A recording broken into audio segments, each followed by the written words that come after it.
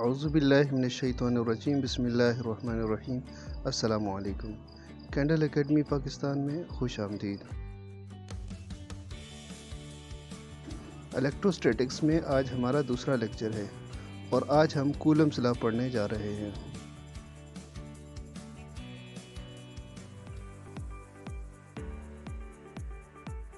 Coulomb's law दो charges के दरमियान इलेक्ट्रोस्टैटिक फोर्स की क्वांटिटेटिव मेजरमेंट है, जिसकी वजह से चार्जेस एक दूसरे को अट्रैक्ट या रिपेल करते हैं। कोई भी एक छोटा सा पॉइंट जो कि डायमेंशन लेस हो और कुछ न कुछ इलेक्ट्रोस्टैटिक फील्ड पोजेस करता हो, पॉइंट चार्ज कहलाता है। कूलम्स लॉ पॉइंट चार्जेस के ऊपर ही एप्लीकेबल होता है।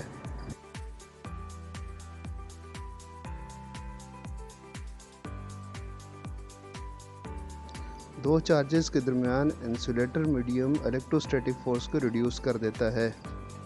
मटेरियल मीडियम की इस प्रॉपर्टी को परमिटिविटी कहते हैं। चलते हैं एक्सप्लेनेशन की। लास्ट लेक्चर में हमने इलेक्ट्रोस्टैटिक्स का इंट्रोडक्शन किया था, कुछ बेसिक टर्मिनोलॉजीज डिस्कस की थी। तो आज हम कूलम्स लॉ पढ़ने वाले हैं। तो बेसिकली कूलम्स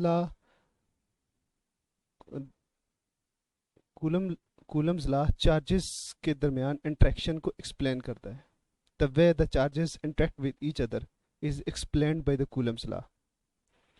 तो हमें ये पता है, हमने लास्ट टाइम ये डिस्कस किया था कि चार्जेस अगर सिमिलर हों तो उनके दरमियान फोर्स ऑफ रिपल्जन होती है, एक दूसरे से दूर भागने की कोशिश करते हैं। पॉजिटिव चार्ज है, ये भी पॉजिटिव है, इनके दरमियान डिस्टेंस आर है, तो एक दूसरे से दूर भागने की कोशिश करते हैं, यानी फोर्स ऑफ रिपल्शन इनके दरमियान पाई जाती है। दूसरा हमने ये देखा था कि अगर चार्जेस अपोजिट हों, एक पॉजिटिव चार्ज है, दूसरा नेगेटिव है, तो उनके दरमियान अगर ये डिस्टेंस आर हो तो ये एक दूसरे के करीब आने की कोशिश करते हैं, यानी फोर्स ऑफ अट्रैक्शन इनके दरमियान होगी। फोर्स ऑफ अट्रैक्शन इनकी दरमियान। तो कूलम्स ने डिफरेंट एक्सपेरिमेंट किए और अपरेटिस टॉर्जन बैलेंस यूज किया। चार्ज पार्टिकल की क्वांटिटी चेंज करता गया, फिर उनके दरमियान डिस्टेंस को भी चेंज करता गया और फोर्स ऑफ अट्रैक्शन और रिपल्शन को उसने मेजर किया और आखिर में एक रिजल्ट निकाला जो कूलम्स लॉ के नाम से जाना जाता है। तो कूलम्स लॉ की स्टेटमेंट हम देखते हैं, उसके बाद ड्राइव करते हैं उसका रिलेशन, जो कि हमें क्वांटिटेटिव मेजरमेंट देगा चार्जेस के दरमियान फोर्सेस की। तो स्टेटमेंट क्या है इसकी? Magnitude of force between 2 point charges is directly proportional to product of the magnitude of the charges and inversely proportional to square of the distance between them.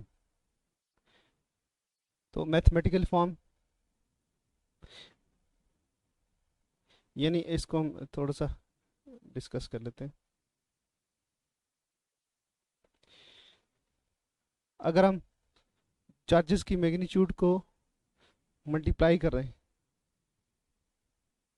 तो force जितना हम उसकी चार्जेस को बढ़ाते जाएंगे, फोर्स इतनी ही बढ़ती जाएगी, वो दोनों के प्रोडक्ट के हिसाब से बढ़ती जाएगी। और अगर डिस्टेंस बढ़ाते जाएंगे तो इस डिस्टेंस के हिसाब से फोर्स कम होती जाएगी। जितना एक दूसरे से चार्जेस दूर जाएंगे इतना ही फोर्स कम हो जाएगी।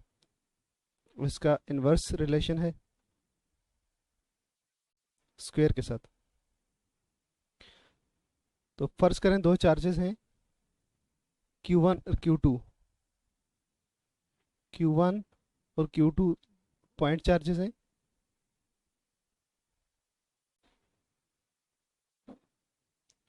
ये एक पॉइंट चार्ज Q1 और ये एक पॉइंट पॉजिटिव चार्ज Q2। दोनों एक दूसरे को रिपेल करेंगे और इनके दरमियान डिस्टेंस है r।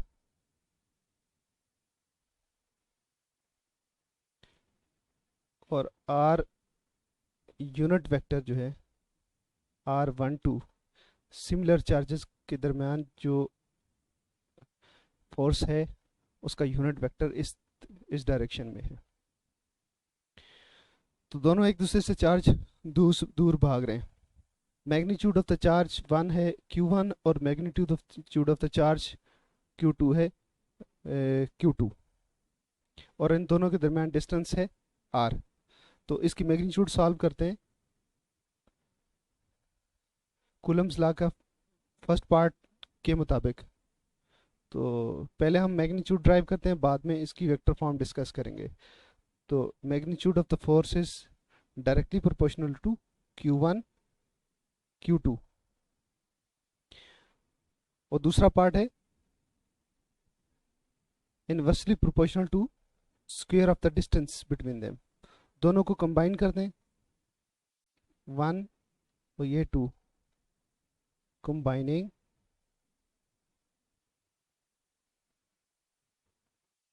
equation relation, sorry,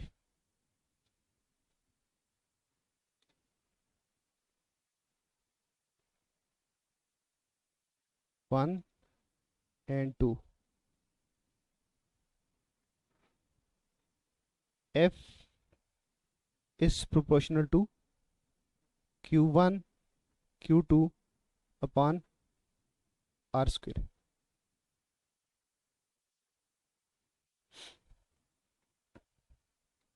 sign of proportionality को हटाकर हम इक्वलिटी लगाते हैं तो कांस्टेंट लगाना पड़ेगा उसकी जगह। F is equal to constant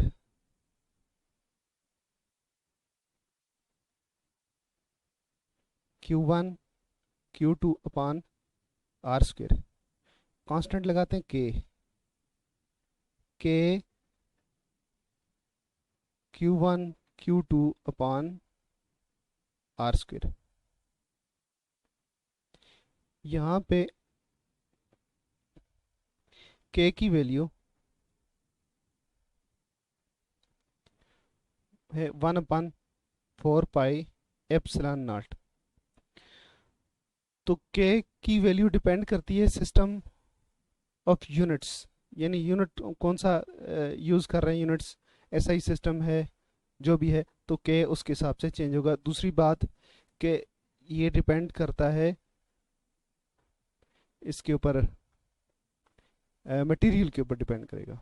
जो भी मटेरियल होगा उसके लिए K की वैल्यू डिफरेंट हो जाएगी। फिलहाल हम दोनों चार्जेस के दरमियान जो मटेरियल है उसको हम एयर या स्पेस कंसिडर कर रहे हैं, तो इसलिए हमारे पास स्पेस के लिए K की वैल्यू आएगी 8.85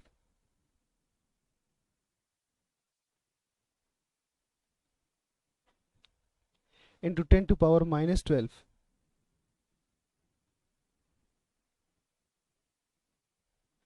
कूलम स्क्वायर पर न्यूटन पर मीटर स्क्वायर।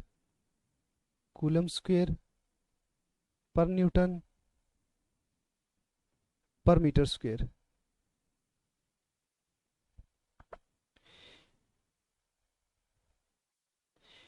के ये यूनिट्स SI सिस्टम में है, SI सिस्टम सिस्टम इंटरनेशनल।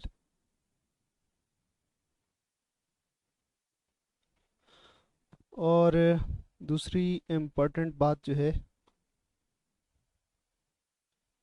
के को कहते हैं इलेक्ट्रोस्टैटिक कांस्टेंट। इलेक्ट्रोस्टैटिक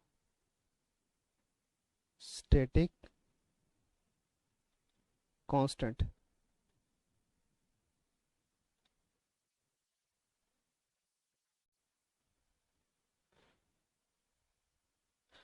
और अगर हम के की वैल्यू यहाँ पे पुट कर दें तो न्यूटन्स इसमें कूलम्स लॉ के मुताबिक हमारी जो मैग्नीट्यूड बनेगी फोर्स की उसका रिलेशन कुछ इस तरह से होगा। 1/4 pi epsilon not Q1 Q2 over R square. यहाँ पे four constant, pi constant, epsilon nought क्या है इसके बारे में बात करते हैं। यह है परमिटिविटी ऑफ फ्री स्पेस। तो इसको डिस्कस कर लेते हैं। Q1 Q2 दोनों चार्जेस की मैग्नीट्यूड है और आर स्क्वेयर डिस्टेंस है और Q1 Q2 पॉइंट चार्जेस हैं। पॉइंट चार्जेस से एक इम्पॉर्टेंट बात कि Newton's law is valid for point charges, ये ज़रूरी है ध्यान में रखना। सॉरी, कूलम्स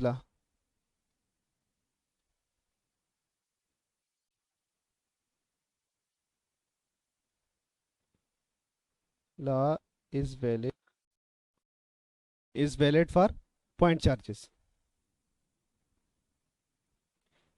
तो एप्सिलॉन नॉट क्या है? Permittivity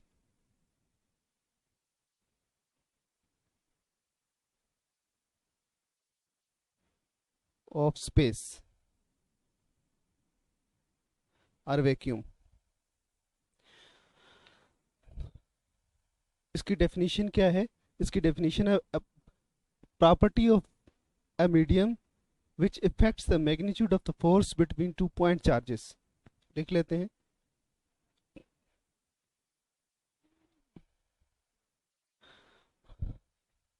permittivity epsilon naught, permittivity is the property of medium which affects the force between two point charges। और कूलम्स लॉ की मैग्नीट्यूड हम लिख लेते हैं 1/4 pi epsilon not Q1 Q2 upon R square. तो ये रिलेशन जो है दो चार्जेस के दरमियान, दो पॉइंट चार्जेस के दरमियान फोर्स ऑफ अट्रैक्शन या फोर्स ऑफ रिपल्शन की मैग्नीट्यूड को रिप्रेजेंट देगा।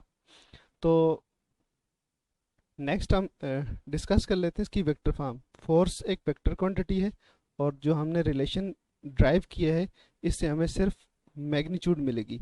तो डायरेक्शन के लिए हमें थोड़ा सा और एफर्ट करना पड़ेगी। इसकी डायरेक्शन हमें मिलेगी पोजीशन वेक्टर से। तो पोजीशन वेक्टर, जो दो चार्जेस के दरमियान जो पोजीशन वेक्टर होगा उसका हम यूनिट वेक्टर लेंगे। और यूनिट वेक्टर लेने के लिए हमें पहले उसकी मैग्नीट्यूड सॉल्व करनी पड़ेगी, फिर उस पोजीशन वेक्टर के ऊपर डिवाइड करेंगे तो फिर हमें यूनिट वेक्टर मिलेगा जो यूनिट वेक्टर फोर्स की डायरेक्शन को शो करेगा। और हम मैग्नीट्यूड के साथ उस यूनिट वेक्टर को मल्टीप्लाई करेंगे तो हमारे पास फोर्स वेक्टर फॉर्म में कैलकुलेट हो जाएगी। फर्ज करें दो सिमिलर चार्जेस हैं, प्लस चार्ज Q1 और प्लस का चार्ज है Q2। इन दोनों के दरमियान जो डिस्टेंस है, लाइन टेढ़ी हो गई,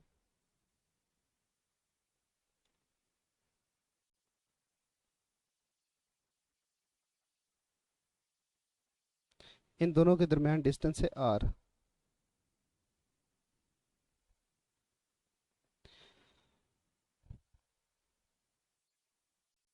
दोनों एक दूसरे को रिपेल कर रहे हैं।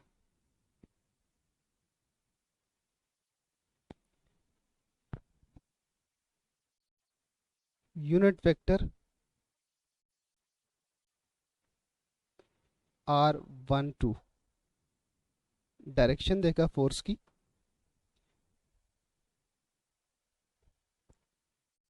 R12 यूनिट वेक्टर है।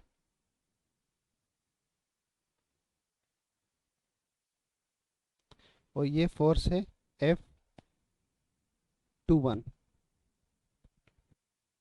और ये जो फोर्स है F12।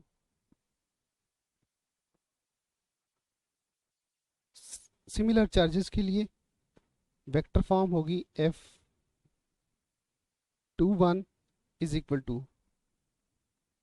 के Q1 Q2 upon R square R 1 2 unit vector.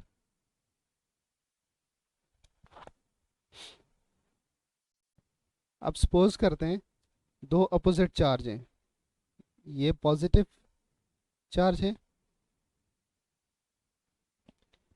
Q1 और दूसरा चार्ज है नेगेटिव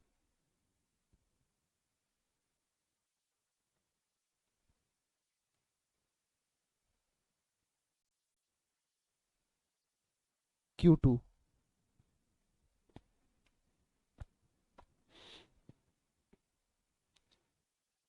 इनके दरमियान फोर्स ऑफ अट्रैक्शन है जिसकी डायरेक्शन इस तरह से F21 की डायरेक्शन, ये F21 की डायरेक्शन है,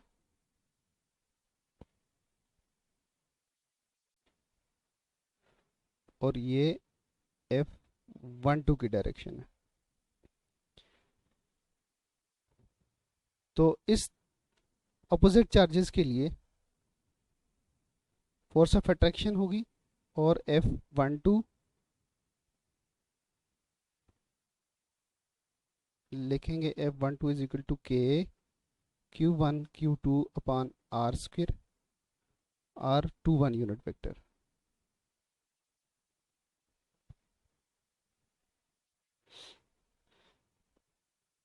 फोर्स ऑफ अगर रिपल्शन होती है सिमिलर चार्जेस के दरमियान तो उसको हम पॉजिटिव लिखेंगे, और अगर फोर्स ऑफ अट्रैक्शन है तो नेगेटिव। रिपल्शन अट्रैक्शन,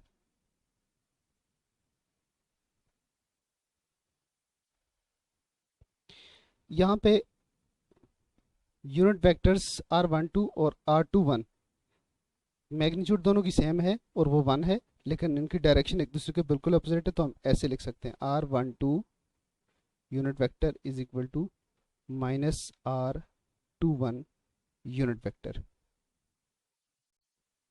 इस तरह हम इक्वेशन को यूं भी लिख सकते हैं, इन दोनों इक्वेशंस को हम ऐसे लिख सकते हैं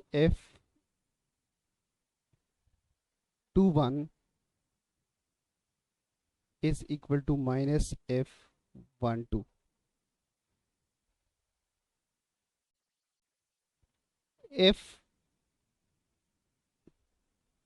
F12 सॉरी इसमें हमने इससे गलत लिख दिया। F12 is the force exerted by the charge Q1 on the charge Q2 and F21 is the force exerted by the charge Q2 on the charge Q1। तो दोनों फोर्सेस मैग्नीट्यूड में बिल्कुल बराबर हैं, डायरेक्शन में एक दूसरे के रिवर्स हैं, तो ये एक्शन और reaction force according to Newton's third law हम कह सकते हैं। Action and reaction forces.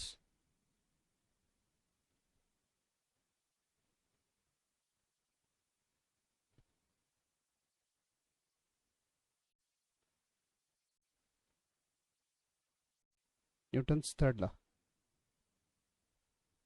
Problems हम किस तरह से सॉल्व करेंगे उसके लिए स्ट्रेटजी हम बना लेते हैं, प्रॉब्लम सॉल्विंग स्ट्रेटजी।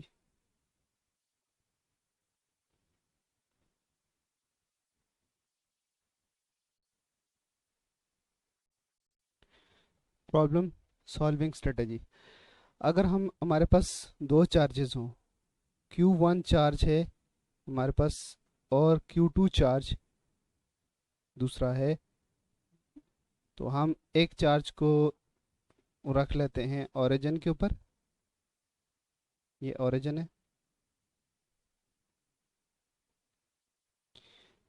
और Q2 चार्ज स्पेस में, यानी 3 डायमेंशनल वेक्टर है, I J और K तीनों इन्वॉल्व हैं इसके। तो R जो पोजीशन वेक्टर है वो हमारे पास गिवन है इस तरह से, R vector is equal to A1 I unit vector plus A2 J unit vector plus A3 K unit vector. हमारे पास चार्जेस की मैग्नीट्यूड गिवन है Q1 और Q2। तो हमें फोर्स फाइंड करनी है, कूलम्बिक फोर्स ऑफ अट्रैक्शन और रिपल्शन F वेक्टर फॉर्म में फाइंड करनी है।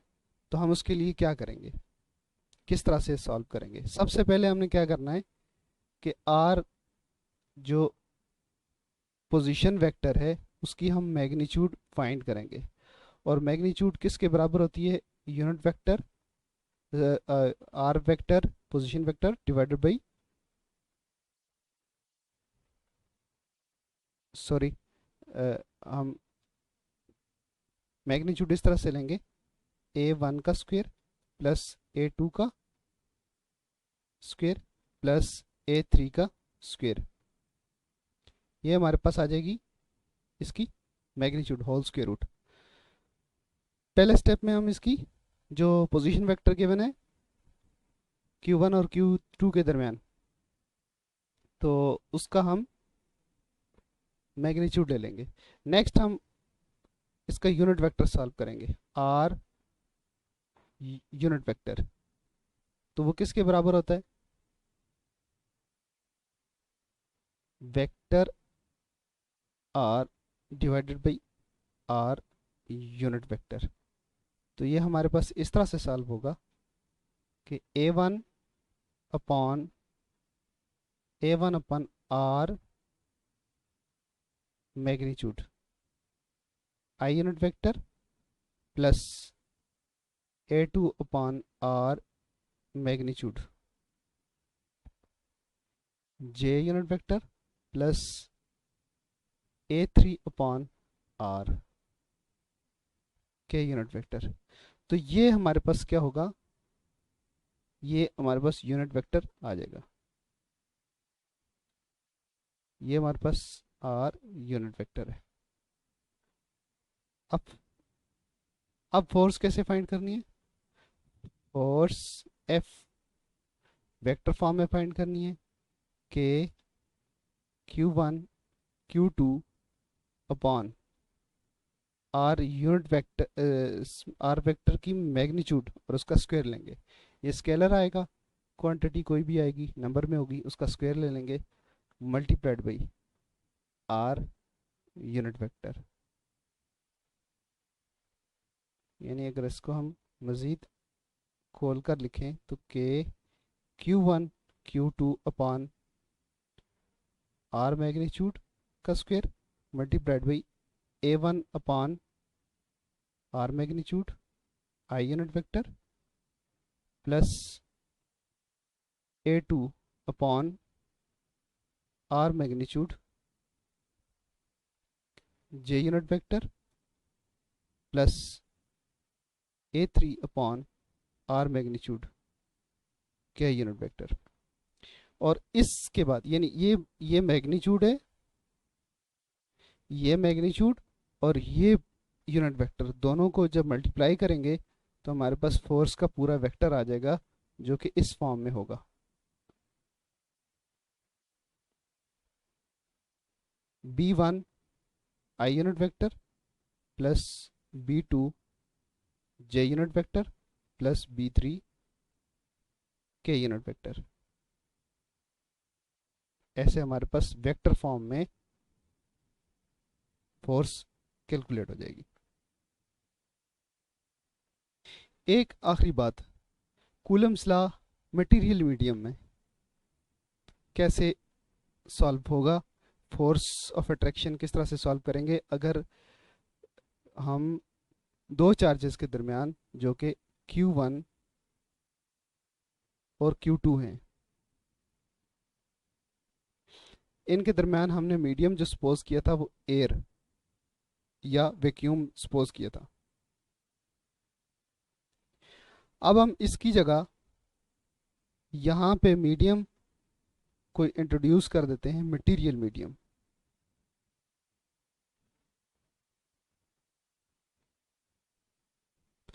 तो फिर उसकी वैल्यू क्या आएगी, उसकी मैग्नीट्यूड क्या होगी, इसको हम देख लेते हैं।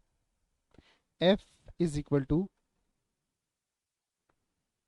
अभी हम सिर्फ मैग्नीट्यूड की बात कर रहे हैं तो वेक्टर के एरो लगाने की ज़रूरत नहीं है, ऐसे ही हम सॉल्व करते हैं। 1/4 pi epsilon Q1 Q2 upon R square.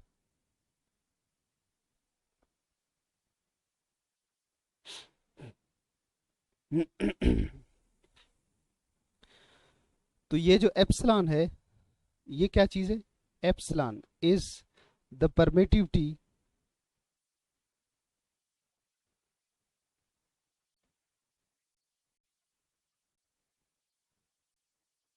Of the medium.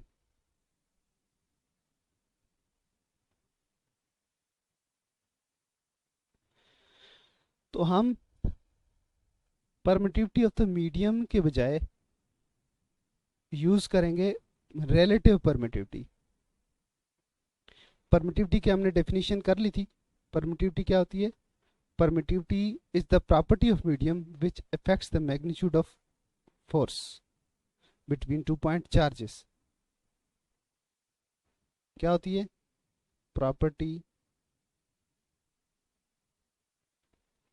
तो परमिटिविटी क्या है? Property of medium which reduces the force between two point charges.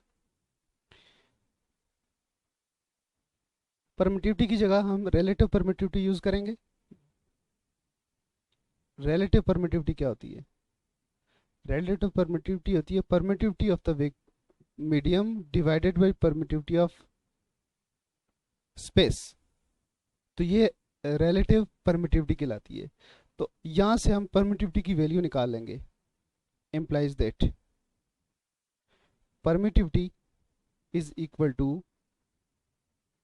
epsilon naught epsilon r epsilon naught।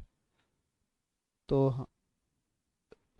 हम परमिटिविटी की जगह इस फार्मूले के अंदर एप्सिलॉन नॉट एप्सिलॉन आर लिखेंगे। तो हमारे पास जो फोर्स बन जाएगी फोर्स मीडियम की, वो होगी 1 = 1/4 pi epsilon R epsilon not Q1 Q2 upon R square. Vacuum के लिए क्या थी? F vacuum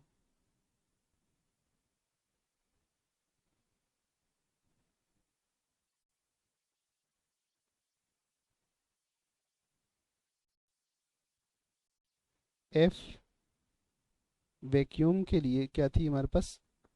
1/4 pi epsilon not Q1 Q2 upon R square. तो यहां से हम एप्सिलॉन आर को कॉमन ले लेते हैं। F medium is equal to 1/एप्सिलॉन आर, और अंदर जो बचेगा 1/4 pi epsilon not Q1 Q2 upon R square. ये एग्जैक्टली वही चीज़ है, इसको उठा के यहाँ पे प्लग इन कर देंगे। F medium is equal to 1/एप्सिलॉन R F vacuum. F medium is equal to F vacuum upon epsilon R. इस रिलेशन से हमें क्या पता चलता है? इससे हमें साफ ये पता चल रहा है कि मीडियम की, अगर मीडियम यूज़ करेंगे, डाइलेक्ट्रिक यूज़ करेंगे दो चार्जेस के दरमियान, तो फोर्स दो चार्जेस के दरमियान जो इलेक्ट्रिक फोर्स है वो कम हो जाएगी। यानी F medium is less than F vacuum.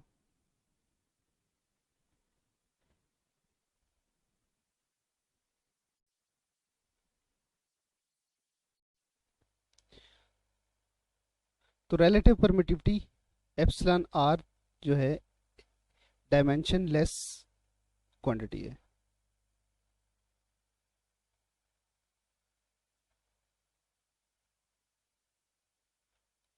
क्योंकि ये दो परमिटिविटीज की का रेशो है एप्सिलॉन अपॉन एप्सिलॉन नॉट, तो ये डायमेंशन लेस है। रिलेटिव परमिटिविटी की वैल्यू डिफरेंट डायलैक्ट्रिक्स के लिए डिफरेंट होती है, और यह लिटरेचर से मिल जाएगी। वैक्यूम के लिए 1 होती है 1, और एयर की 1.00, एयर के लिए तकरीबन यही बन रही है 1.0001 बन रही है, 6 बन रही है सॉरी।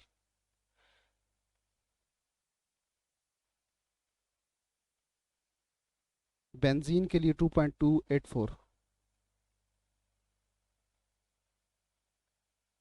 2.284। तो ये प्रॉब्लम्स जब सॉल्व करेंगे, अगर कोई मटेरियल मीडियम दिया है तो उसके साथ रिलेटिव परमिटिविटी गिवन होगी, इसलिए टेंशन वाली बात नहीं है। लास्ट में एक कंपैरिजन देख लेते हैं कूलम्बिक फोर्स का और ग्रेविटेशनल फोर्स का।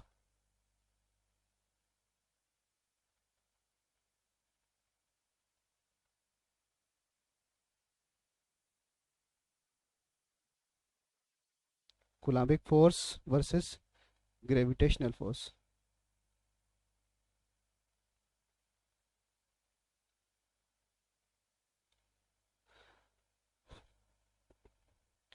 तो कूलम्बिक फोर्स का जो रिलेशन होता है वो होगा के Q1 Q2 upon R square, और ये होता है G m1 m2 upon R square. तकरीबन रिलेशन दोनों के सिमिलर ही दिखते हैं। कूलम्बिक फोर्स दो तरह की होती है, अट्रैक्शन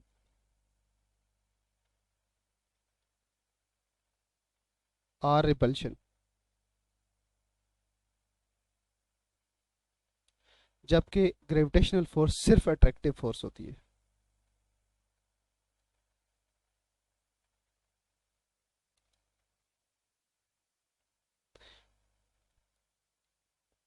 नंबर 3, स्मॉल पार्टिकल्स के दरमियान, स्मॉल ऑब्जेक्ट्स की दरमियान ये फोर्स ऑब्जर्व हम करते हैं स्मॉल ऑब्जेक्ट्स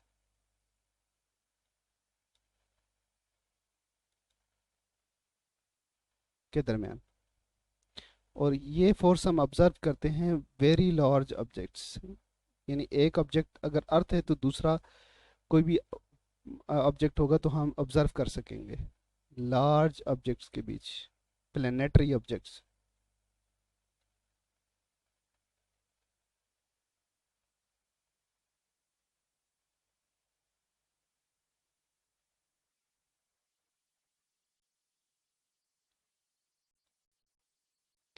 इसी तरह के की वैल्यू यहाँ पे बहुत लार्ज है, वेरी लार्ज,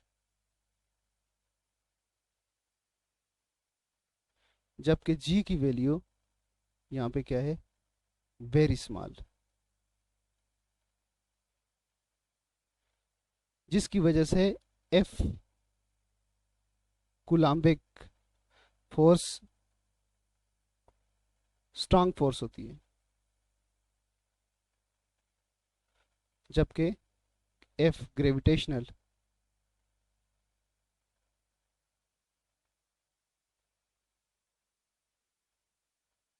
वीक फोर्स है।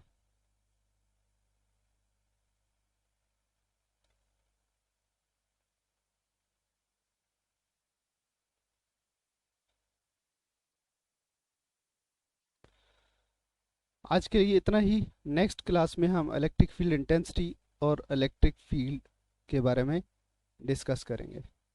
इजाज़त दीजिए। अल्लाह हाफिज़।